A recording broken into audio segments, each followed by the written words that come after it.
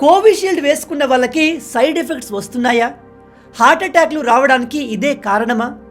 Biryani masala, chicken masala, sambar మసాలాలు వాడితే cancer వస్తుందా? మన మసాలాల్లో క్యాన్సర్ కారకాలు ఉన్నాయా? గ్యాస్ సిలిండర్తో కూడా కొత్త రకం స్కామ్ మొదలైంది. ఆ స్కామ్ ఏంటో తెలుసా? ఫైనల్గా టయోటా కంపెనీ ఒక కొత్త రకం కార్ను తీసుకురాబోతుంది. ఈ కార్ మార్కెట్లోకి వస్తే మిగతా అన్ని కంపెనీలు మూసుకోవాల్సింది. అయితే టయోటా తెస్తున్న ఆ కార్ ఏంటి? ఇలాంటి టాప్ 10 ఇంట్రెస్టింగ్ ఫ్యాక్ట్స్ని మనం ఈరోజు ఈ వీడియోలో తెలుసుకోబోతున్నాం. వీడియో చాలా ఇంట్రెస్టింగ్గా ఉండబోతుంది కాబట్టి ఏమాత్రం స్కిప్ చేయకుండా పూర్తిగా చూసి అన్ని విషయాలు తెలుసుకోండి.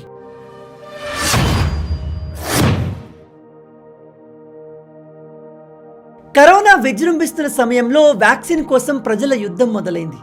చాలామంది ప్రజలు ఇండియన్ వ్యాక్సిన్ నమ్మకుండా బయట కంట్రీకి చెందిన వ్యాక్సిన్లు వేసుకున్నారు. అందులో ప్రధానమైంది ఆస్ట్రాజెనికా. దీన్నే కోవిషీల్డ్ అని కూడా అంటారు. అయితే రీసెంట్గా తెలిసిన విషయం ఏమిటంటే ఈ వ్యాక్సిన్ వేసుకున్న వాళ్ళలో టీటీఎస్, థ్రాంబోసిస్ విత్ థ్రాంబోసైటోపెనియా సిండ్రోమ్ అనే ఒక రేర్ సైడ్ ఎఫెక్ట్ వస్తుంది. దీనివల్ల మన శరీరంలో రక్తం గడ్డకట్టిపోతుంది లేదా రక్తంలో ప్లేట్లెట్ల కౌంట్ పడిపోతుంది. ఒకవేళ మీరు మన ఇండియన్ వ్యాక్సిన్ కాకుండా ఈ కోవిషీల్డ్ని వేసుకుని ఉంటే ఇప్పుడు భయపడాల్సిన అవసరం లేదు. మీడియా అనవసరంగా ఈ విషయాన్ని హైలైట్ చేసి ప్రజల్ని భయపెడుతుంది. కోవిషీల్డ్ వేసుకున్న వాళ్ళలో ఈ బ్లడ్ క్లాటింగ్ అనే సిమ్టమ్ చాలా రేర్గా ఉంటుంది. అండ్ ఇలాంటి కేసులు కేవలం ఈ వ్యాక్సిన్ రిలీజ్ అయిన ఫస్ట్ మంత్లో అంటే ఫస్ట్ డోస్ సమయంలో మాత్రమే వచ్చాయి. ఆ తర్వాత ఎవరికీ ఇలా జరగలేదు. హార్ట్ అటాక్ వల్ల చనిపోయిన వాళ్ళను దీంతో కనెక్ట్ చేయకండి. ఇక్కడ ఈ ఆస్ట్రాజెనికా కంపెనీ తమ వ్యాక్సిన్ వల్ల ఇలాంటి సైడ్ ఎఫెక్ట్ ఒకటి వస్తుందని అడ్మిట్ చేసింది. కానీ అందరిలో ఇది వచ్చే ఛాన్స్ లేదు. ఇది చాలా అంటే చాలా రేర్గా ఉంటుంది. అది కూడా వ్యాక్సిన్ వేసుకున్న మొదటి మంత్లో వస్తుంది. మనందరం వ్యాక్సిన్ వేసుకుని సంవత్సరాలు గడిచిపోయాయి కాబట్టి మనలో ఈ సైడ్ ఎఫెక్ట్స్ వచ్చే అవకాశం చాలా తక్కువ. ఈ విషయం చాలా ఇంపార్టెంట్ కాబట్టి అందరికీ తెలిసేలా వీడియోను షేర్ చేయండి. ఎందుకంటే ఈ వ్యాక్సిన్ వేసుకున్న వాళ్ళు దీని సైడ్ ఎఫెక్ట్ కంటే కూడా భయానికి పోయేలా ఉన్నారు. మన దేశానికి పక్కనే ఉన్న పాకిస్తాన్ దేశ ప్రజలు, చైనా ప్రజలు మన ఇండియాను హేట్ చేస్తున్నారు అంటే దానికో అర్థం ఉంది. కానీ మన దురదృష్టం ఏమిటంటే మన దేశంలో ఉంటూనే చాలామంది మన దేశాన్ని తక్కువ చేసి మాట్లాడతారు. అండ్ అలాంటి వాళ్ళు ఎక్కువగా మాట్లాడేది గ్లోబల్ ఇండెక్స్ల గురించి. ప్రెస్ ఫ్రీడమ్ ఇండెక్స్లో ప్రజెంట్ మన ఇండియా ర్యాంక్ 180 దేశాల్లో 161. దీని అర్థం మన ఇండియాలో ఉన్న ప్రెస్కి ఫ్రీడమ్ లేదంట. పొద్దున్న లేస్తే అన్ని ఛానల్స్, యూట్యూబ్లు, ఇండిపెండెంట్ జర్నలిస్టులు అనుకునే వాళ్ళందరూ కూడా అధికారంలో ఉన్న పార్టీని పచ్చి బూతులు తిడతారు. నోటికొచ్చింది మాట్లాడుతూ ఉంటారు. ఇంతకన్నా ఫ్రీడమ్ ఏముంటుంది? అయినా కూడా ఈ ఇండెక్స్లు మన ఇండియాలో ప్రెస్కి ఫ్రీడమ్ లేదంటున్నారు. చలో లేదని అనుకుందాం. కానీ ఇందులో పాకిస్తాన్ ర్యాంక్ ఎంతో తెలుసా? మనకంటే బెటర్, 150th ర్యాంక్. పాకిస్తాన్ దేశం మొత్తాన్ని గవర్నమెంట్ వెనకాల ఉండి నడిపించేది అక్కడి ఆర్మీ. ఆ దేశంలో ఆర్మీ చేస్తున్న అన్యాయాల గురించి, అక్రమాల గురించి ఎవరు న్యూస్ రాసినా వాళ్ళు నెక్స్ట్ మార్నింగ్ కల్లా ఉండరు. అలాంటి దేశంలో మనకంటే ప్రెస్కి ఫ్రీడమ్ ఎక్కువగా ఉందంట. అసలు ఇది నమ్మేలా ఉందా? ఇంకో షాకింగ్ విషయం ఏమిటంటే హ్యాపీనెస్ ఇండెక్స్. హ్యాపీనెస్ ఇండెక్స్లో ప్రపంచ దేశాల్లో మన ఇండియా ర్యాంక్ 126. ఇక్కడ పాకిస్తాన్ ర్యాంక్ అంటే తెలుసా? 108. అంటే పాకిస్తానీ ప్రజలు ప్రజెంట్ మనకంటే హ్యాపీగా ఉన్నారంట. ఆ దేశంలో ప్రజలకు తినడానికి తిండి దొరకడం లేదు. ఇన్ఫ్లేషన్ తారాస్థాయికి చేరింది. నిత్యావసర వస్తువుల కోసం ప్రజలు కొట్టుకుంటున్నారు. అలాంటి దేశంలో ప్రజలు మనకంటే హ్యాపీగా ఉన్నారు అంటే అసలు నమ్మశక్యంగా ఉందా? కేవలం ఇంతే కాదు, ఇంకా చాలా విషయాల్లో ఈ వెస్టర్న్ దేశాలు మన దేశాన్ని కావాలనే తక్కువ చేసి చూపిస్తారు. కాబట్టి గైస్, దయచేసి ఇలాంటి ఇండెక్స్లు నమ్మకండి అండ్ వీటిని బేస్ చేసుకొని మన ఇండియాను జడ్జ్ చేయకండి. ఈ ఇండెక్స్లు ప్రాపర్గా రీసెర్చ్ చేసి చేయరు. ఇది నేను చెప్తున్న విషయం కాదు, మన దేశంలోని చాలామంది ఇంటలెక్చువల్ చెప్తున్నారు. దీని గురించి మీరేమనుకుంటున్నారు? మీ ఆలోచనల్ని కింద కామెంట్లో చెప్పండి. మన భారతీయులు ఎక్కడికి వెళ్ళినా మసాలా ఫుడ్ని ఇష్టపడతారు. మసాలా లేని ఫుడ్ని అస్సలు తినరు. పాతకాలంలో అయితే మన అమ్మ లేదా అమ్మమ్మలు ఇంట్లోనే మసాలాలు తయారు చేసేవారు. కానీ ఈ కాలంలో అంత టైం ఎవరికి లేదు. కాబట్టి మనం దగ్గరలో ఉన్న సూపర్ మార్కెట్కి వెళ్ళి ఏదో ఒక కంపెనీ మసాలా పట్టుకొని వస్తాము. అందులో చాలా పాపులర్ కంపెనీలు MDH అండ్ ఎవరెస్ట్. కానీ రీసెంట్లీ ఈ మసాలాల్ని ల్యాబ్లో టెస్ట్ చేస్తే ఇందులో క్యాన్సర్ కలిగించే పెస్టిసైడ్స్ ఎక్కువగా ఉన్నట్టు తేలింది. అంటే ఈ మసాలాల్ని మీరు ఎక్కువగా తింటే క్యాన్సర్ వచ్చే అవకాశం ఉంది. ఎస్పెషల్లీ మహిళల్లో బ్రెస్ట్ క్యాన్సర్ ఎక్కువగా వచ్చే అవకాశం ఉందంట. అందుకే ఈ మసాలా కంపెనీలను హాంకాంగ్ అండ్ సింగపూర్లో బ్యాన్ చేశారు. కాబట్టి గైస్, మీరు బయట మసాలాల్ని ఎక్కువగా తింటుంటే వెంటనే ఆపేసి ఇంట్లో తయారు చేసుకోండి. ఈ విషయం ప్రతి ఒక్కరికి తెలిసేలా వీడియోను అందరితో షేర్ చేసుకోండి. మార్కెట్లోకి ఒక కొత్త రకం రోగం వచ్చింది. దాని పేరే లవ్ బ్రెయిన్. ఇది ఒక సైకలాజికల్ డిజార్డర్. మనం ఒక వ్యక్తిని పరిమితికి మించి ఎక్స్ట్రీమ్గా ప్రేమిస్తే ఈ వ్యాధి వస్తుంది. ఇంట్రెస్టింగ్గా ఉంది కదా. ఒక రియల్ లైఫ్ ఎగ్జాంపుల్తో దీన్ని మీకు క్లియర్గా ఎక్స్ప్లెయిన్ చేస్తాను. ఏం జరిగిందంటే, చైనాలో ఒక అమ్మాయి ఒక అబ్బాయితో ప్రేమలో పడింది. ఈ అమ్మాయి ఆ అబ్బాయిని విపరీతంగా ప్రేమించేది. అతను ప్రతి క్షణం ఏం చేస్తున్నాడో తెలుసుకోవాలనుకునేది. అతను ఎక్కడికి వెళ్ళినా ఏం చేసినా ప్రతిసారి కాల్ చేసి అడిగేది. చివరికి విసిగిపోయిన ఈ అబ్బాయి ఒకరోజు ఆ అమ్మాయి మెసేజ్లకు కాల్స్కి రెస్పాండ్ అవ్వలేదు. దాంతో ఆ అమ్మాయి ఆ రోజులో 1-2 సార్లు కాదు, 100ల సార్లు కాల్ చేసింది. అయినా మనోడు రెస్పాండ్ కాకపోయేసరికి ఆమె తన ఇంట్లో ఉన్న వస్తువులని పగలగొట్టి కిటికీ నుంచి దూకి చనిపోదాం అనుకుంది. అంతలోనే తన బాయ్ ఫ్రెండ్ అక్కడికి వచ్చేసరికి ఆమె బతికిపోయింది. ఆమె కండిషన్ని గమనించి హాస్పిటల్లో అడ్మిట్ చేస్తే డాక్టర్లు స్టడీ చేసి ఆమెకు లవ్ బ్రెయిన్ అనే ఒక డిజార్డర్ ఉందని కన్ఫర్మ్ చేశారు. ఈ డిజార్డర్ వచ్చిన వాళ్ళలో స్ట్రెస్, యాంగ్జైటీ, మూడ్ స్వింగ్స్ విపరీతంగా మారుతుంటాయి. వీళ్ళు ప్రేమించిన వ్యక్తి వాళ్ళకు కనిపించకపోతే వీళ్ళు ఒక రకంగా పిచ్చోలైపోతారు. మోరల్ ఆఫ్ ది స్టోరీ ఏంటంటే, ఒక వ్యక్తిని అధికంగా ప్రేమించడం కూడా ఒక రోగమే. నాకు తెలిసి ఇలాంటి రోగం మన దేశంలో చాలా మందికి ఉంటుంది. అలాంటి వాళ్ళు మీకేమైనా తెలిస్తే వాళ్ళని కింద కామెంట్లో ట్యాగ్ చేయండి. ఈ కాలంలో ప్రతి ఇంట్లో ఒక కుక్కర్ ఖచ్చితంగా ఉంటుంది. రైస్ వండాలన్నా, పప్పు వండాలన్నా, ఇంట్లో ఏది చేయాలన్నా కుక్కర్ కంపల్సరీగా వాడతారు. అయితే ఈ మధ్య ఈ కుక్కర్ పేలి చనిపోయే వారి సంఖ్య పెరుగుతుంది. రీసెంట్గా జైపూర్లో ఒక మహిళ వంట వండుతున్నప్పుడు కుక్కర్ పేలి ఆమె చనిపోయింది. అయితే ఈ విషయం పైన కొంతమంది నిపుణులు రీసెర్చ్ చేస్తే ఈ కుక్కర్ పేలడానికి 3 కారణాలు తెలిసాయి.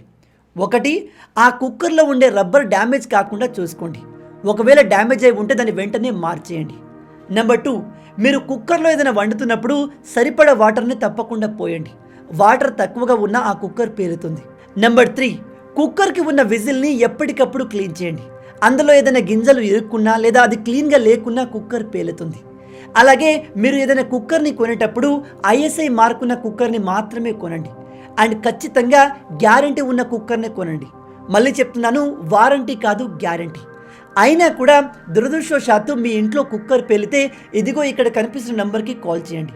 మీకు నష్టపరిహారం అందుతుంది. అలాగే ఈ కుక్కర్ తయారు చేసిన కంపెనీ పైన కంప్లైంట్ కూడా చేయొచ్చు.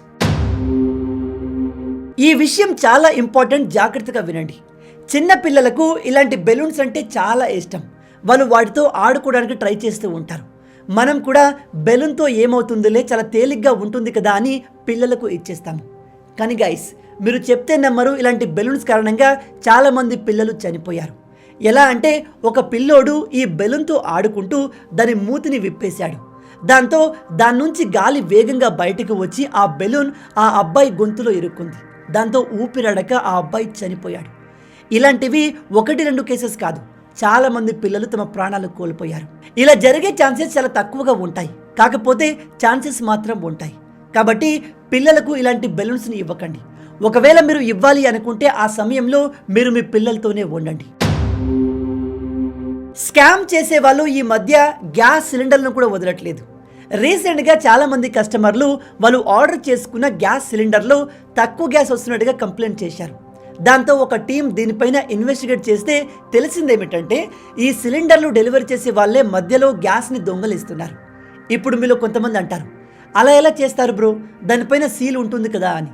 సీల్ ఉన్నప్పటికీ దాన్ని ఏదో విధంగా ఓపెన్ చేసి ఈ స్కామర్స్ గ్యాస్ని దొంగతనం చేస్తున్నారు. అందుకే మీ ఇంటికి వచ్చే గ్యాస్ సిలిండర్లో ఎంత గ్యాస్ ఉందో ఇదిగో ఈ విధంగా తెలుసుకోవచ్చు.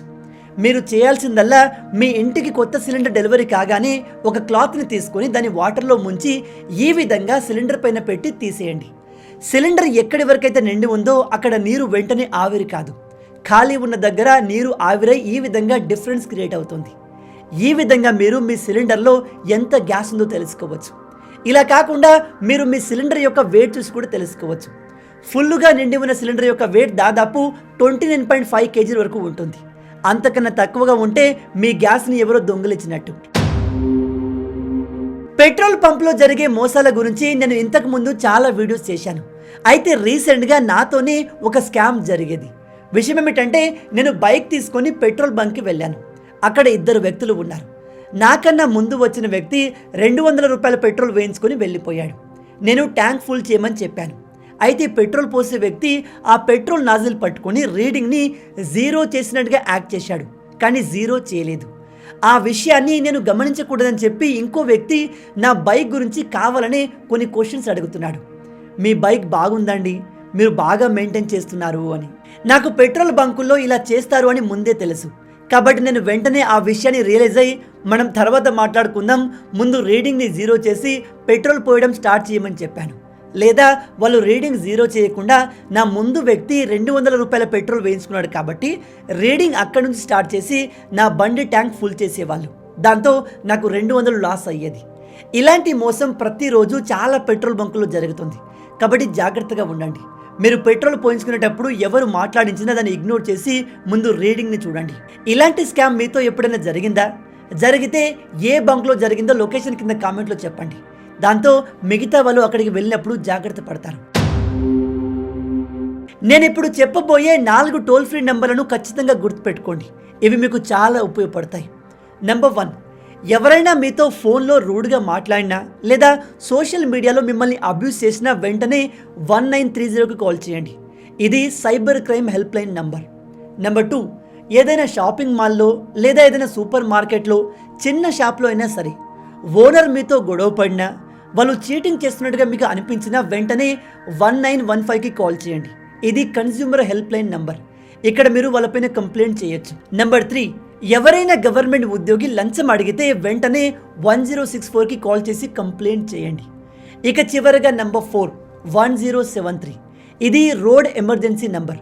అంటే మీరు రోడ్డు పైన వెళ్తున్నప్పుడు మీకు యాక్సిడెంట్ అయినా లేదా వేరే ఎవరికైనా యాక్సిడెంట్ జరిగినా వెంటనే ఈ నెంబర్కి కాల్ చేయండి. వాళ్ళకు హెల్ప్ అందుతుంది. ఈ విషయాలు చాలా ఇంపార్టెంట్ కాబట్టి అందరికీ తెలిసేలా వీడియోని షేర్ చేయండి. అండ్ మీలో ఎంతమంది ఈ విషయాన్ని కొత్తగా తెలుసుకుంటున్నారు? చివరి ఫ్యాక్ట్ తెలుసుకునే ముందు మీ అందరికీ ఒక చిన్న రిక్వెస్ట్. మీరు ఇప్పటి వరకు ఈ వీడియోను చూశారంటే ఈ వీడియో మీకు తప్పకుండా నచ్చే ఉంటుంది. నచ్చితే అలా ఊరికే చూసి వెళ్ళిపోకుండా వీడియోని లైక్ చేయండి. ఈ వీడియోకి నేను మీకు ఇచ్చే లైక్స్ టార్గెట్ 5000 లైక్స్. చాలా ఈజీ, సింపుల్గా చేసేయండి. మీరు కొట్టే లైక్స్కి కింద ఉన్న లైక్ బటన్ పగిలిపోవాలి. అలాగే ఇలాంటి మరిన్ని ఇంట్రెస్టింగ్ వీడియోస్ కోసం మన ఛానల్ని సబ్స్క్రైబ్ చేసి మమ్మల్ని సపోర్ట్ చేయొచ్చు కదా. ఇది మీకు కంప్లీట్లీ ఫ్రీయే, కానీ మీరు చేసే ప్రతి ఒక్క లైక్ అండ్ సబ్స్క్రిప్షన్ మాకు మరిన్ని వీడియోస్ చేయడానికి ఒక మోటివేషన్లా ఉంటుంది. కాబట్టి వీడియోని లైక్ చేసి ఛానల్ని సబ్స్క్రైబ్ చేయడం మర్చిపోవద్దు. ప్రపంచం మెల్లమెల్లగా డీజిల్, పెట్రోల్ కార్ల నుంచి ఎలక్ట్రిక్ కార్ల వైపు వెళ్తుంది. పెద్ద పెద్ద కంపెనీలు ప్రెజెంట్గా ఎలక్ట్రిక్ కార్లను తయారు చేయడంలో బిజీ అయిపోయారు. కానీ జపాన్లోని అతిపెద్ద కంపెనీ అయిన టయోటా మాత్రం ఎలక్ట్రిక్ కార్లు తయారు చేయడానికి ఇంట్రెస్ట్ చూపట్లేదు. ఎందుకంటే వాళ్ళు అంతకంటే ది బెస్ట్ ఇంజన్ని తయారు చేశారు. అదే వాటర్తో నడిచే ఇంజన్. ఎస్, మీరు విన్నది నిజమే. టయోటా అతి త్వరలో వాటర్తో నడిచే కారును తీసుకురాబోతుంది. ఈ కార్ ఇంజన్లో మనం డైరెక్ట్గా వాటర్ని పోయొచ్చు. ఎలక్ట్రోలైసిస్ పద్ధతి ద్వారా వాటర్ నుండి హైడ్రోజన్ని, ఆక్సిజన్ని వేరు చేసి ఈ హైడ్రోజన్ని ఫ్యూయల్గా వాడి ఇంజన్ని రన్ చేస్తారు. అమేజింగ్ విషయం ఏమిటంటే ఈ ఇంజన్ నుంచి ఎటువంటి పొల్యూషన్ రాదు. ఎగ్జాస్ట్ నుంచి పొగ కాకుండా వాటర్ పార్టికల్స్ వస్తాయి.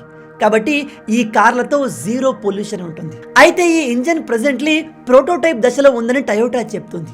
వెరీ సూన్ ఇది మార్కెట్లోకి రాబోతుంది. గైస్, ఈ వాటర్ ఇంజన్ కార్స్ మార్కెట్లోకి వస్తే ఎలా ఉంటుంది? ప్రజెంట్ మార్కెట్లో ఉన్న కార్ల పరిస్థితి ఏమిటి? మీ ఆలోచనల్ని కింద కామెంట్లో చెప్పండి. సో గైస్, విన్నారు కదా, మొత్తంగా ఇవి ఈ వీడియోకి సంబంధించిన టాప్ 10 ఇంట్రెస్టింగ్ ఫ్యాక్ట్స్. మనం ఇప్పటి వరకు డిస్కస్ చేసిన ఫ్యాక్ట్స్లో ఏ ఫ్యాక్ట్ మీకు బాగా నచ్చిందో కింద కామెంట్లో చెప్పండి. నెక్స్ట్ వీడియోలో మరిన్ని ఇంట్రెస్టింగ్ ఫ్యాక్ట్స్తో మళ్ళీ కలుద్దాం. అంటిల్ దెన్, జై హింద్.